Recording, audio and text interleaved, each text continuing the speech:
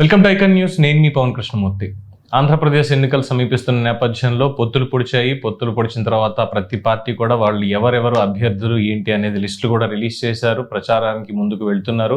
ఎన్నికల commission guide lines కూడా అన్ని వచ్చేసాయి. అయితే ఇచ్చినటువంటి సీట్లలో ఈ పొత్తుల్లో మరి ఎవరు చిచ్చు పెట్టారో లేదు మాకు కావాలని పట్టుబడుతున్నారో తెలియదు. కానీ మొట్టమొదటి లిస్ట్ నుంచి మూడో లిస్టు వరకు పేర్లు పరిగణలోకి తీసుకుంటే తెలుగుదేశం పార్టీ తరఫున, జనసేన తరఫున చాలా కీలకంగా డే 1 నుంచి కూడా పోరాడుతూ వస్తున్నటువంటి వాళ్ళకి కాస్త మొండి చేయ మిగిలింది. అయితే వాళ్ళు పార్టీ అధినాయకత్వాన్ని, పొత్తుని ఎక్కడ తిట్టట్లేదు, కానీ మేము ఇండిపెండెంట్గా ముందుకు వెళ్తాం, ప్రజల తీర్పు మేము శిరసా వహిస్తాము అని చెప్పి మొండిగా ముందుకు వెళ్తున్నారు.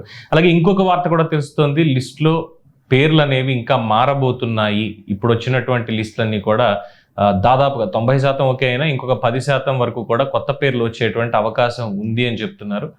సో ఎందుకు ఇదంతా జరుగుతోంది? ఇప్పుడు పొత్తు ధర్మంలో అందరూ కాస్త సంయమనంతో ఉండాలి, త్యాగాలు కూడా చేయాలని ప్రతి ఒక్కళ్ళు మాట్లాడతారు. కానీ మొండి పట్టుదలతో ఎవరు ముందుకు వెళ్తున్నారు, పోరాటం చేసి సుదీర్ఘంగా రాజకీయంలో ఉన్నటువంటి ఫ్యామిలీస్ని ఎందుకు తొక్కేయాలనుకుంటున్నారు, ఇలాంటి విషయాలన్నీ కూడా ఇప్పుడు తెలుసుకుందాం. మనతోటి సీనియర్ పొలిటికల్ అనలిస్ట్ అప్సన్ రాజేష్ గారు ఉన్నారు, వారిని అడుగుదాం. నమస్కారం సార్. నల్లమిల్లి రామకృష్ణారెడ్డి గారు CR Donnudora Araku MLA candidate, తర్వాత కలవపూడి శివరామరాజు గారు ఉండి మాజీ ఎమ్మెల్యే, ఎంపీగా పోటీ చేసి ఓడిపోయినప్పటికీ కూడా పార్టీ కోసం పనిచేస్తున్నటువంటి వ్యక్తి. ఇంకా మాట్లాడితే దేవినేని ఉమామహేశ్వరరావు గారు, సరే ఆయన ఏం గొడవ చేయట్లేదు, పార్టీ కార్యక్రమాల్లో ఆయన చేసుకుంటూ వెళ్తున్నారు. వీళ్ళు గొడవ చేస్తున్నారు అని అనలేం ఇప్పుడు చెప్పినటువంటి పేర్లు, కానీ ముందు సీట్లు అనౌన్స్ చేసేసి పోనీ వీళ్ళేదో నిన్న మొన్న పార్టీలోకి వచ్చారు అంటే, ఎగ్జాంపుల్ చెప్పాలంటే మహాసేన రాజేష్ కూడా తను బయటకు వచ్చి చెప్పాడు, నాకేమీ ఇందులో తప్పు అనిపించలేదు, బాబు గారు ఏ నిర్ణయం తీసుకున్నా నాకు ఓకే, నేను చేయాలనుకున్నాను కానీ చేయలేకపోయాను రాజేష్ అని చెప్పి తనతో చెప్పారు అని చెప్పి నేను పార్టీ కోసమే పనిచేస్తాను అన్నాడు. ఇంకో పక్కన రఘురామకృష్ణరాజు గారు, సరే ఆయనకి ఆవేశం అందరికీ తెలిసిందే, ఒక మాట అటు ఇటు అయినా కానీ ఆయన చేసినటువంటి పోరాటాన్ని కూడా ప్రజలు పరిగణలోకి తీసుకుంటారు. సో ఇలాంటి వాళ్ళందరికీ కూడా ఈసారి టికెట్లు లేవు, ఇంకొంతమంది ఏమో ఏ కుటుంబాలకే టికెట్లు ఉంటాయా అనేటువంటి మాటలు కొంతమంది మాట్లాడతారు. బట్ ఉన్నటువంటి పరిస్థితుల్లో, ఎందుకంటే గతంలో మీరు చెప్పారు ఒక మాట, ఇది ఇక్కడ పోటీ చేస్తున్నది అభ్యర్థులు కాదు, ప్రజలు వర్సెస్ జగన్మోహన్ రెడ్డి అని. ఇది పరిగణలోకి తీసుకున్నప్పుడు అభ్యర్థుల మార్పు ఏమైనా ఉంటుందా? అలాగే వీళ్ళకి అన్యాయం జరగకుండా ఏమైనా ముందుకు వెళ్ళొచ్చా? ఇక్కడ ఒక వాస్తవ పరిస్థితి ఏంటంటే పవన్, ఆల్పాటి రాజేంద్ర ప్రసాద్ గారు, దేవినేని ఉమామహేశ్వరరావు గారు, అలాగే ధర్మవరం పరిటాల శ్రీరామ్, నల్లమిల్లి రామకృష్ణారెడ్డి గారు, బండారు సత్యనారాయణమూర్తి గారు, పిఠాపురం వర్మ గారు, నిస్సందేహంగా వీళ్ళందరూ పార్టీలో సీనియర్ నాయకులే, ప్రజల ఆమోదం ఉన్నవాళ్లే, సుదీర్ఘ నేపథ్యం ఉన్నవాళ్లే, అనుచరగణం, మంది మార్పలం, హంగులు, ఆర్భాటం అన్నీ ఉన్నవాళ్లే, పార్టీకి లాయలు, అందులో డౌట్ లేదు. అదే సందర్భంలో కొన్ని ప్రత్యేక పరిస్థితుల్లో ఇవాళ తెలుగుదేశం పార్టీ ఇప్పుడు ఎదుర్కోబోతున్న 10వ సార్వత్రిక ఎన్నికలు, ఈ ఎన్నికల్లో గెలుపు అనేది తెలుగుదేశం పార్టీకో చంద్రబాబు నాయుడు గారికో లేదు ఈ పోటీ చేసిన అభ్యర్థుల కన్నా కూడా రాష్ట్రానికి కీలకం. విభజన జరిగిన రాష్ట్రం, గ్రామీణ నేపథ్యం ఉన్న రాష్ట్రం, రాజధాని కూడా లేకుండా విభజన జరిగిన రాష్ట్రం, రెవెన్యూ లోటు బడ్జెట్తో ఏర్పడ్డ రాష్ట్రం, విద్యా వైద్యం ఉపాధికి పక్క రాష్ట్రాల మీద ఆధారపడుతున్న రాష్ట్రం, ఈ రోజుకి రోడ్ ఇన్ఫ్రాస్ట్రక్చర్ పరంగా కానీ కరెంటు సరఫరా పరంగా కానీ లోటుపాట్లు ఎదుర్కొంటున్న రాష్ట్రం. ఇటువంటి రాష్ట్రాన్ని పునర్నిర్మాణం చేసుకోవాలన్నా, మిగిలిన అభివృద్ధి చెందిన రాష్ట్రాల సరసన నిలపాలి అన్నా కూడా తెలుగుదేశం పార్టీ అవసరం అని చెప్పని గుర్తించి 2014 ప్రజలు ఎన్నుకున్నారు. కానీ అదే ప్రజలు 2019లో ఒక ప్రచార ప్రలోభానికి లోబడిపోయి తెలుగుదేశం పార్టీని ఓడించారు. ఓడించిన పర్యవసానం ఇవాళ రాష్ట్రం స్థితిగతులు ఎలా ఉన్నాయి? అసలు దెబ్బ తినని వర్గం ఏది, దెబ్బ తినని ప్రాంతం ఏది? కరెక్ట్. ఇవాళ రాష్ట్రాన్ని గాడిలో పెట్టాల్సిన అవసరం ఉంది, సమాజాన్ని పునర్నిర్మించాల్సిన అవసరం ఉంది, నైరాశ్యంలో మునిగిపోతున్న యువతకి స్థైర్యం ఇవ్వాల్సిన అవసరం ఉంది, కొనారిల్లిపోతున్న వ్యవసాయాన్ని గాడిలో పెట్టాల్సిన అవసరం ఉంది, పారిశ్రామిక పెట్టుబడులు రప్పించాల్సిన అవసరం ఉంది, ఉపాధి కల్పించాల్సిన అవసరం ఉంది, సంపద సృష్టి చేయాల్సిన అవసరం ఉంది, లక్షల కోట్ల అప్పుల్లో కొనారిల్లిపోతుంది రాష్ట్రం. వల్ల శాంతి భద్రతలు కాపాడాల్సిన అవసరం ఉంది. ఇటువంటి పరిస్థితుల్లో ఈ రాష్ట్రాన్ని తిరిగి గాడిలో పెట్టాలి అని అంటే పెనుభూతంలా ఉన్న జగన్మోహన్ రెడ్డి గారిని ఓడించాలి. 151 స్థానాల్లో నెగ్గి ఆర్థికంగా, మీడియా పరంగా, వ్యవస్థల పరంగా, వాలంటీర్ల పరంగా, వ్యూహకర్తల పరంగా, సోషల్ మీడియా పరంగా అత్యంత బలవంతుడిగా కనిపిస్తున్న జగన్మోహన్ రెడ్డి గారిని ఓడించాలి అని అంటే ప్రతిపక్ష పార్టీల మధ్య ఓట్ల చీలిక నివారించి తీరాల్సిన అవసరం ఉంది. కరెక్ట్. దాన్ని దృష్టిలో పెట్టుకొని కీలకమైన 2 పార్టీలు కూడా తెలుగుదేశం, జనసేన సమన్వయంతో పోటీ చేయాలని చెప్పని ఒక నిర్ణయం తీసుకున్నాయి. అధినేతల స్థాయిలో నిర్ణయం తీసుకున్నారు. దాన్ని శ్రేణుల స్థాయి వరకు ఆమోదించారు. ప్రజల స్థాయి వరకు దాన్ని స్వాగతించారు. మరి అటువంటప్పుడు 2 పార్టీలు కలిపి పోటీ చేస్తున్నప్పుడు 175 నియోజకవర్గాల్లోనూ క్యాడరు అభ్యర్థులు పోటీ చేయగలిగే సామర్థ్యం ఉన్న నాయకత్వం ఉన్న తెలుగుదేశం పార్టీ మరొక పార్టీతో కలిపి పోటీ చేసినప్పుడు ఖచ్చితంగా కొన్ని స్థానాల పార్టీకి ఇవ్వాల్సిన అవసరం ఉంటుంది. అవును. 100కి 100 పాళ్ళు ఆయా స్థానాల్లో ఉన్న నాయకుల రాజకీయ అవకాశాలు కనుమరుగవుతాయి. కానీ ప్రస్తుత ఎన్నికల్లో పోటీ చేసే అవకాశమే కోల్పోతారు. ప్రభుత్వం అంటూ అధికారంలోకి వస్తే ఇంకొక రూపంలో వాళ్ళకి రాజకీయ అవకాశాలు దక్కుతాయి. బట్ ఇప్పుడు మీరు అంటున్న మాట దగ్గర ఒక చిన్న పాజ్ ఇస్తున్నాను. ఎవ్వరూ కూడా మీరు ఇప్పుడన్నా తెలుగుదేశం, జనసేన పొత్తు పెట్టుకున్నాయి, పొత్తులో భాగంగా ముందుకెళ్ళడానుకున్నప్పుడు 175 నియోజకవర్గాల్లో కూడా అవసరమైతే ఇక్కడ నా సీట్ నేను ఇస్తాను జనసేనకి, ఇక్కడ బాగుంది వాళ్ళకి అని చెప్పినటువంటి తెలుగుదేశం నాయకులు చూసాం. అట్ ద సేమ్ టైం లేదండి ఇక్కడ నేను బలంగా ఉన్నానంటే నేను బలంగా ఉన్నాను అని ముందు ఒక మాట అనుకున్నప్పటికీ, లేదు నువ్వు నేను మిత్రులే కదా, నేను ఇక్కడ ఉంటాను నువ్వు అక్కడ ఉండు, కలిసి పని చేసుకుందాం అని చెప్పి సమన్వయంతో వెళ్ళినటువంటి పరిస్థితులు కానీ, క్యాడర్ దగ్గరికి వచ్చేసరికి ఇంతకు ముందు వరకు ఎలా తిట్టుకున్నా ఏం చేసినా ఎండ్ ఆఫ్ ద డే లేదు ఇది మన స్టేట్ గురించి, బాబు గారు పవన్ ఇద్దరు కలిసి వస్తున్నారు అనేటువంటి ఒక దీంతో అందరూ ముందుకు వచ్చారు. ఎక్కడ వ్యతిరేకత లేదు, కార్యకర్తలు బయటకు వచ్చి ఎక్కడ గొడవ చేసింది లేదు, మాకు ఎమ్మెల్యేకి లేదంటే మా నాయకుడికి ఇక్కడ టికెట్ ఇవ్వలేదు అని. బట్ ఎప్పుడైతే భారతీయ జనతా పార్టీ పొత్తులోకి వచ్చిందో ఆ రోజు నుంచి అటు జనసేన లేదు, ఇటు తెలుగుదేశం పార్టీ లేదు, కీలకమైనటువంటి లీడర్ల క్యాడర్ అంతా కూడా రోడ్ల మీదకి వస్తున్నారు. ఇక్కడ భారతీయ జనతా పార్టీ సంగతి ఒక నిమిషం పక్కకు పెడదాం. తెలుగుదేశం, జనసేన ప్రస్తావన 2022 మార్చి 14వ తారీఖు జరిగిన పార్టీ ఆవిర్భావ దినోత్సవ సభా వేదిక మీద నుంచి ఏ రోజైతే పవన్ కళ్యాణ్ గారు రాబోయే 2024 ఎన్నికల్లో ప్రభుత్వ వ్యతిరేక ఓటు చీలనివ్వనని చెప్పని ఒక విస్పష్ట ప్రకటన చేశారో ఆనాటి నుంచి రాబోయే ఎన్నికల్లో ఈ 2 పార్టీలు సమన్వయంతో పోటీ చేయబోతున్నాయి అన్న ఒక భావన శ్రేణుల్లో కలిగిపోయింది. కరెక్ట్. అదే సందర్భంలో రాష్ట్ర స్థాయి నుంచి నియోజకవర్గ స్థాయి వరకు, మండల స్థాయి వరకు, గ్రామ స్థాయి వరకు కూడా సమన్వయ కమిటీల ద్వారా ఈ 2 పార్టీల శ్రేణుల మధ్య సమన్వయం సాధించారు. అదే సందర్భంలో జగన్మోహన్ రెడ్డి గారు కూడా ఈ 2 పార్టీలని టార్గెట్ చేసి, 2 పార్టీల నాయకత్వాన్ని టార్గెట్ చేసి దూషించటం, హ్యూమిలేట్ చేయటం, స్థాయి తక్కువ వ్యాఖ్యలు చేస్తున్న నేపథ్యంలో ఖచ్చితంగా జగన్మోహన్ రెడ్డి గారిని ఉమ్మడి శత్రువుగా ఇరు పార్టీలు భావిస్తున్న నేపథ్యంలో ఈ 2 పార్టీల మధ్య అటువంటి అంతరాలు రాలా. కొన్ని నియోజకవర్గాల్లో కొన్ని పొరపాట్లు వచ్చినా కూడా సర్దుబాటు చేసుకోవడం జరిగింది. ఇవాళ చాలామంది సీనియర్ నాయకులు ఇవాళ జనసేనకి టికెట్ ఇవ్వటం వల్ల బండా సత్యనారాయణమూర్తి గారైనా, ఆలపాటి రాజా గారైనా, జవహర్ గారైనా, జవహర్ గారి స్థానం జనసేనకి ఇవ్వాల. ముందు జనసేన అనుకున్నారు, దాని ప్రకారమే జవహర్ గారిని తెలుగుదేశంలో రీప్లేస్ చేశారు. కానీ ఇప్పుడు వర్మ గారు ఇటువంటి వారి స్థానాలు జనసేనకి కేటాయించడం వల్ల వారి రాజకీయ అవకాశాలు పోయినాయి.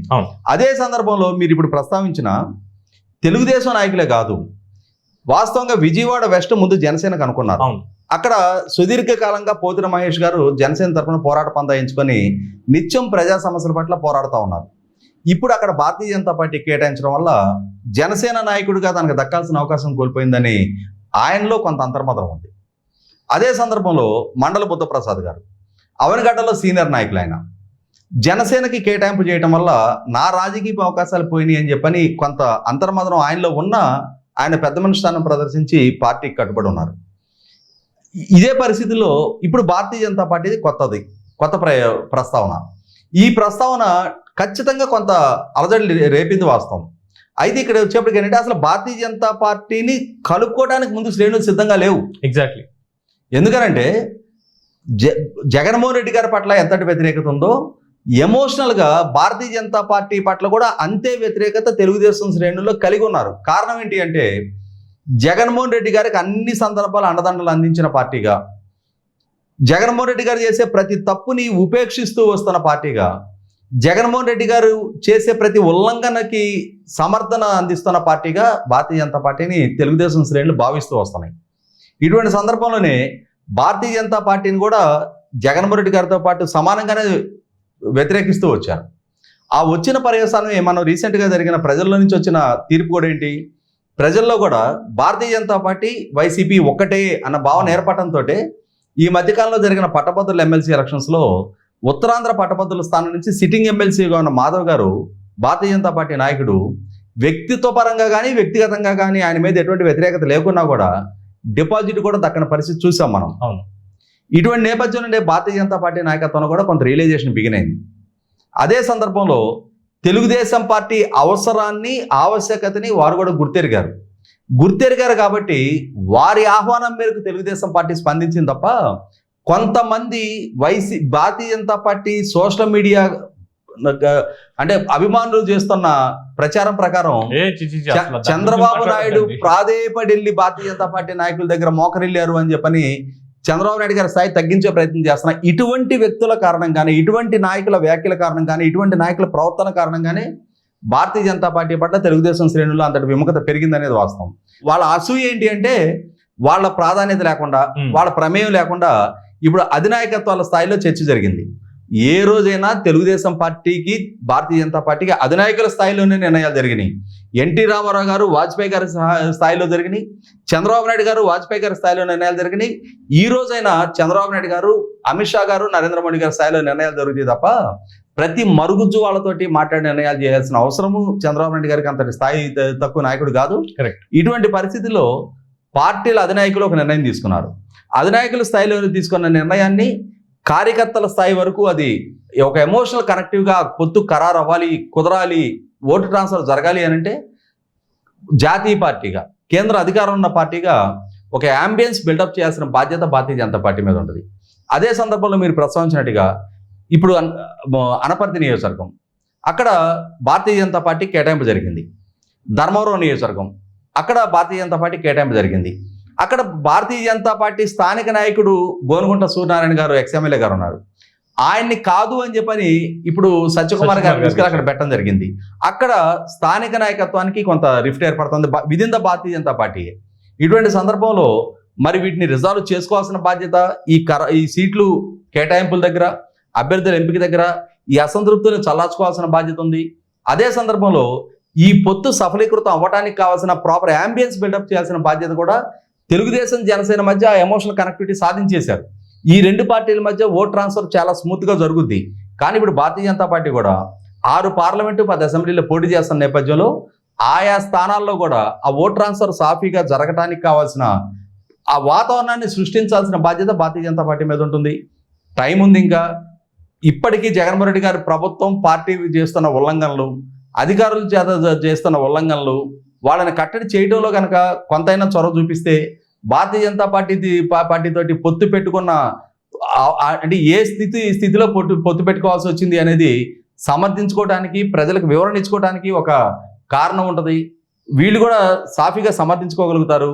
లేదు అని అంటే రేపు రోజున కూటమి ప్రయోగం విఫలమైన మనం ఆశ్చర్యపడాల్సిన పని లేదు. సో అదే కూటమి ఎక్కువ విఫలం అవుతుంది అనేటువంటి పాయింట్ని చాలా మంది తీసుకొస్తున్నారు. అలాగే ఇందాక మీరు అన్నట్టు సోషల్ మీడియాలో బీజేపీకి సంబంధించి, ఇప్పుడు తెలుగుదేశం పార్టీకి సంబంధించి ఎవరైనా మాట్లాడుతున్నారో అంటే ఇద్దరు లోకేష్ గారు కానీ చంద్రబాబు నాయుడు గారు కానీ మందలించేటువంటి పరిస్థితులు మనం చూస్తున్నాం. ప్రతి ఒక్కళ్ళు కూడా కంట్రోల్లో ఉండండి, అనవసరంగా ఎటువంటి మాటలు మాట్లాడొద్దు అని చెప్పి.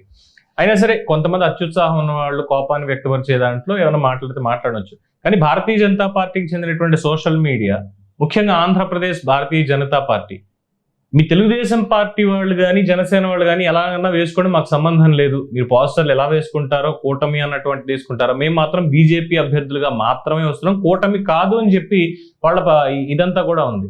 సో అది కూడా ఒక అన్యాయమే కదా. అంటే కొద్ది మంది, పిడికెడు మంది తెలుగుదేశం అన్నా చంద్రబాబు నాయుడు గారు అన్నా ద్వేషభావం కలిగిన కొంతమంది నాయకులు ఉన్నారు. వాళ్ళు అసూయ, ద్వేషంతో ఉన్నారు. ఇప్పుడు కారణం ఏంటి అంటే భారతీయ జనతా పార్టీ ఆంధ్రప్రదేశ్ శాఖలో అసలు సిసలు క్రమశిక్షణ కలిగిన భారతీయ జనతా పార్టీ సిద్ధాంత బలం కలిగిన నాయకత్వం ఎంత ఉందో భారతీయ జగన్ పార్టీ నాయకత్వం కూడా అంతమంది ఉన్నారు. కొద్దిమంది అంటే జగన్మోహన్ రెడ్డి పట్ల విధేయత ప్రదర్శించే కొద్దిమంది నాయకులు ఉన్నారు. వాళ్ళకి రేపు రోజున ఈ కూటమి జగన్మోహన్ రెడ్డి గారిని ఓడించిన పక్షంలో వీళ్ళ ఎజెండాలు ఫెయిల్ అవుతాయి. కరెక్ట్. ఆ ఉద్దేశంతో కొద్దిమంది ఈ పొత్తుని ఫెయిల్ చేయాలని, అదే సందర్భంలో తెలుగుదేశం పార్టీ ఉనికి లేకుండా ఉంటే బాగుండు, జగన్మోహన్ రెడ్డి ఓడిపోకుండా ఉంటే బాగుండు అని ఆలోచించే కొద్దిమంది నాయకులు ఉన్నారు. వాళ్ళు మొట్టమొదటిగా భారతీయ జనతా పార్టీకి ద్రోహులు, రాష్ట్ర ద్రోహులు. వాళ్ళని పరిగణలోకి తీసుకోవాల్సిన అవసరం కూడా లేదు. వాళ్ళకి అంతటి పరపతి అంతటి కెపాసిటీ ఉంటే భారతీయ జనతా పార్టీకి వాళ్ళు వేయించిన ఓట్లెన్ని, ఏ ఎన్నికల్లో వాళ్ళు ఒక సమర్థమైన ఫలితం రప్పించగలిగారు? భారతీయ జనతా పార్టీ మీద ఆధారపడి కేంద్రంలో ఉన్న అధికారం దృష్ట్యా ఆ పార్టీ మీద పరాణ బుక్కులుగా చలామణి అవుతున్న వ్యక్తులే తప్ప వాళ్ళు భారతీయ జనతా పార్టీ అభివృద్ధికి వాళ్ళు చేసిన త్యాగం ఏంటి? కరెక్ట్. అసలు శిస్సులో బాగా కమిటెడ్ లీడర్షిప్ ఎవరైతే ఉన్నారో వాళ్ళందరూ పొత్తును స్వాగతిస్తున్నారు, వాళ్ళందరూ గౌరవప్రదమైన వ్యాఖ్యలు చేస్తున్నారు, గౌరవప్రదంగానే పొత్తు కొనసాగాలని కోరుకుంటున్నారు. ఇటువంటి నేపథ్యంలో భారతీయ జనతా పార్టీ వైపు నుంచి కూడా ఆహ్వానించదగ్గ పరిణామాలే సంభవిస్తాయని చెప్పని ఎదురు చూద్దాం. Right sir, thank you much Rajesh గారు. ఈ అసంతృప్తులకు సంబంధించినటువంటి దాంట్లో త్వరలోనే కొన్ని వార్తలు వినేటువంటి అవకాశం ఉందని కూడా తెలుస్తోంది. అభ్యర్థుల మార్పులు చేర్పులు కూడా ఇంకా నామినేషన్లకి 18-20 రోజుల టైం ఉంది కాబట్టి దానికంటే ముందే ఫైనల్ లిస్ట్ అనేది కూడా వచ్చే అవకాశం ఉంది అనేది తెలుస్తోంది. సో అందరూ చెప్తున్నట్టుగా ఈ ఎన్నికలు కేవలం పార్టీల అభ్యర్థులతో మాత్రం కాదు, ప్రజలు వర్సెస్ నియంతృత్వం. సో ప్రజలు మరి ఆ నియంతృత్వాన్ని ఎలా ఓడిస్తారు, ప్రజాప్రభుత్వాన్ని ఎలాగ నిర్మించుకుంటారు అనేది ఇంకా మీ చేతిలోనే ఉంది. సో చూస్తూనే ఉండండి. మీ అభిప్రాయాన్ని కామెంట్స్ రూపంలో తెలియజేయండి. నేను మీ Pawan Krishnamurthy with Icon news.